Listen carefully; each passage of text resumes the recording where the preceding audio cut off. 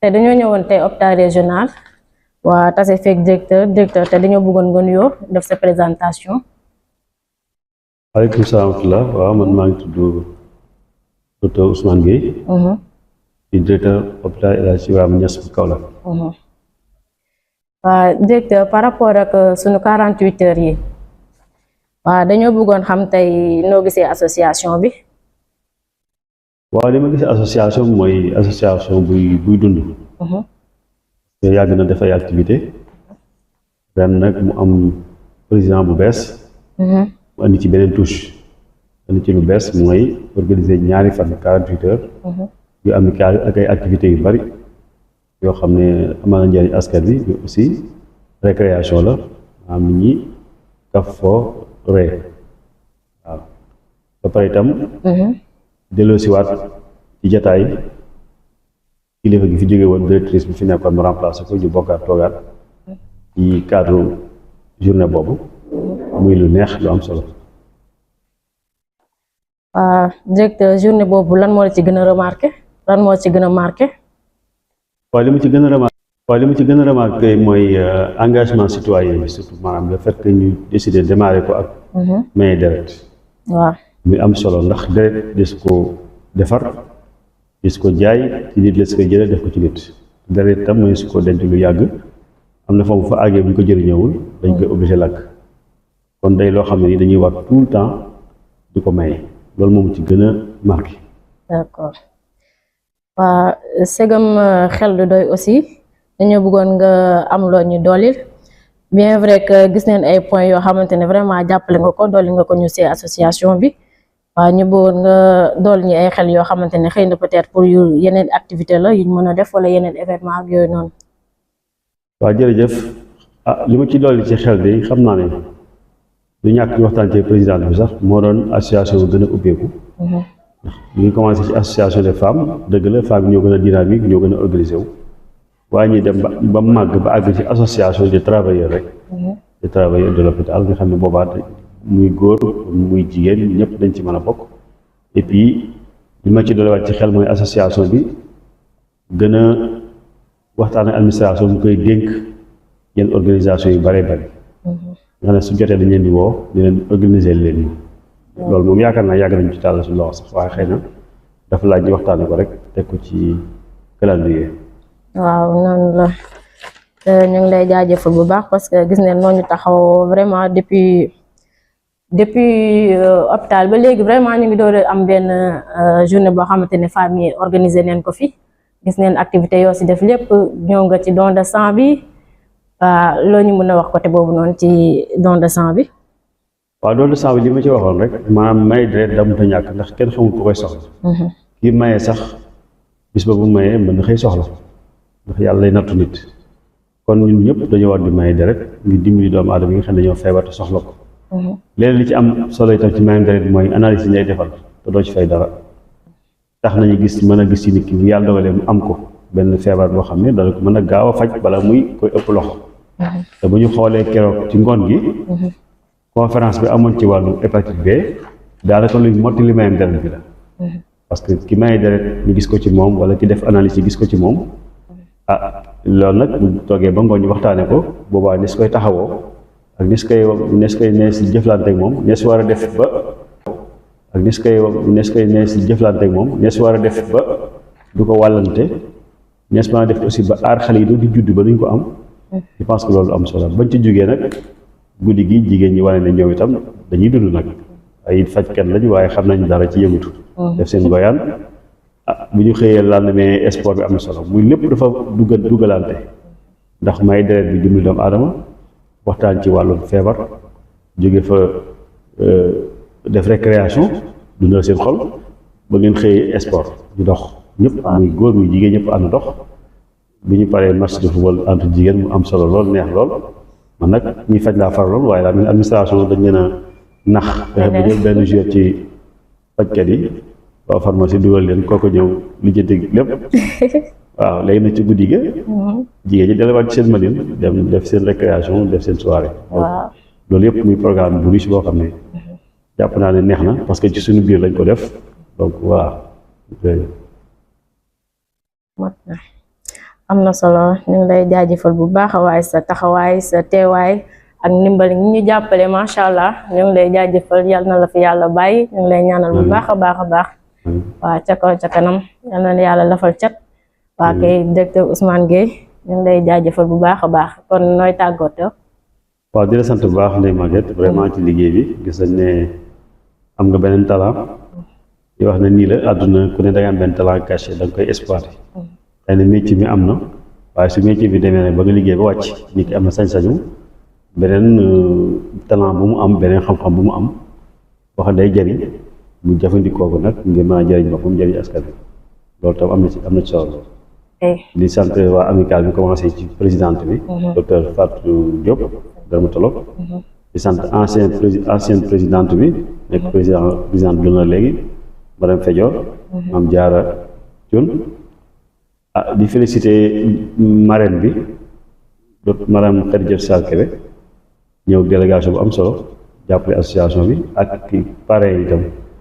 mel ne le maire de Kaolack yabal fi ndaw le président du conseil départemental moo tax yabal ndawam ak responsable produit yi fi ñëw yëpp waaw muy sëñ Fall ak ñëpp daal bu ñu limee dañuy juum xam nga ak képp koo xam ne pare nga ba ci madame la directrice régionale de la santé ci taxawaayam bu rafet ci région bi macha allah keroog ñooñu ñëpp bu ñu ñëwee nag te amical bi dox ko ak waa armée duñu leen fàtte soldats yi jigéen ñi góor vraiment ñaari fan yëpp ñu ànd woon ñun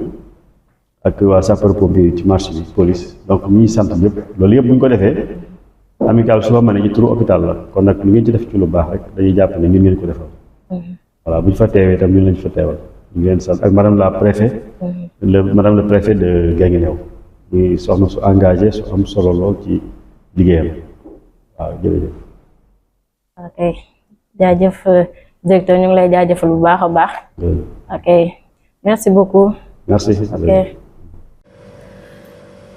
asalaamaaleykum waxtu bi jot na am naa mbégte indi leen gan gi muy chef de service dermato actuelle présidente de l'amicale des femmes de l'hôpital régional El Hadji Ibrahima Niass bu Kaolack docteur ñu bàyyi la nga nuyoo ak askan wi. asalaamaaleykum askan bi asalaamaaleykum mbooloo mi ñëpp ñu ngi leen di nuyu di leen ziar di am mbégte nekk seen invité tey. voilà waaw docteur loo ñu mën a wax ci programme 48 heures bi amical bi organisé waaw ndax gis nañ la ci don de sang bi gis nañ la ci randonnée pédestre bi ak soirée bi femmes yi organisé loo ñu mën a wax côté boobu noonu. waaw xam nga amicale bi en tant que présidente de l'amicale des femmes de l'hôpital El Hadji Ibrahima Niass di organiser 48 heures donc on ne pouvait qu'être présente et vraiment d'assurer donc l'amicale a décidé cette année d'organiser c'était la première fois ñu organiser 48 heures voilà doon nañ organiser nag ay conférences yi ay panel ak yëpp au niveau de l'hôpital ou bien en dehors de l'hôpital mais cette fois quand même on a voulu innover def ko 48 heures surtout def ko une ouverture voilà envers les femmes de la région de Kaolack envers les autres amicales de femmes donc que l'action de l'amicale des femmes de l'hôpital puisse être ressentie par la population de Kaolack moo taxoon ñuy def ay dons de sang pour collecter des poches de sang qui vont servir à tout le monde dans la région de Kaolack et même en dehors de la région de Kaolack parce que le centre de transfusion day desservir Fatick day desservir Kaffrine donc du Kaolack rek moo si bénéficié wu ensuite def une conférence sur l'hépatite B l'hépatite B vraiment qui a un taux très élevé ici à Kaolack docteur Bamba Cissé nous a vraiment fait l'honneur de nous parler de l'hépatite B yeete sur ce que c'est que l'hépatite B comment prévenir l'hépatite B comment prendre en charge très tôt l'hépatite B et foog naa ne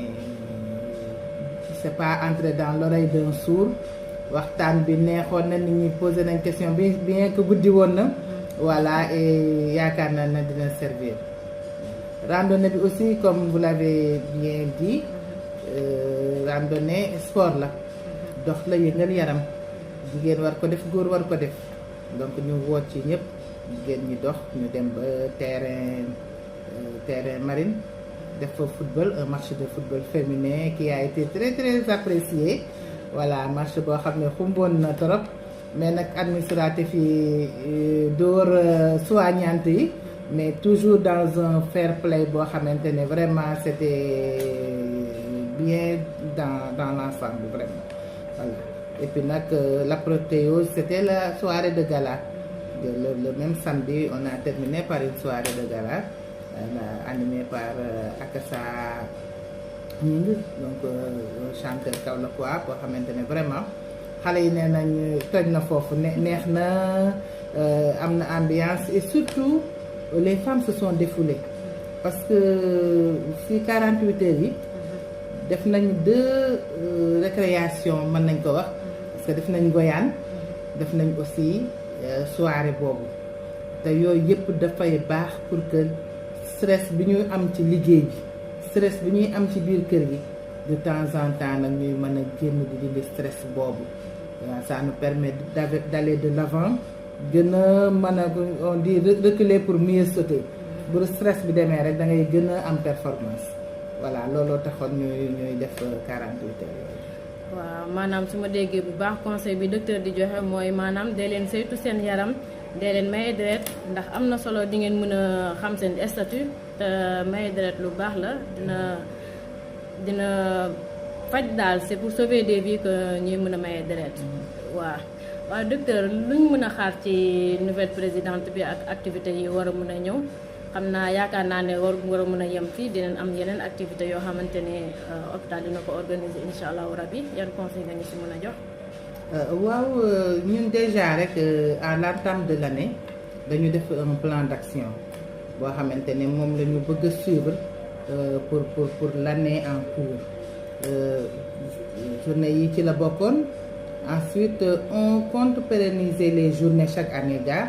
mais aussi on compte pérenniser les randonnées pédestres, parce que dañu bëgg suñ ko mënee ñu organiser des randonnées pédestres. Ça permet aux femmes et vraiment aux travailleurs de l'hôpital de sortir, génn di dox, def sport, et ça nous permet vraiment de nous connaître, de fusionner. Donc dafa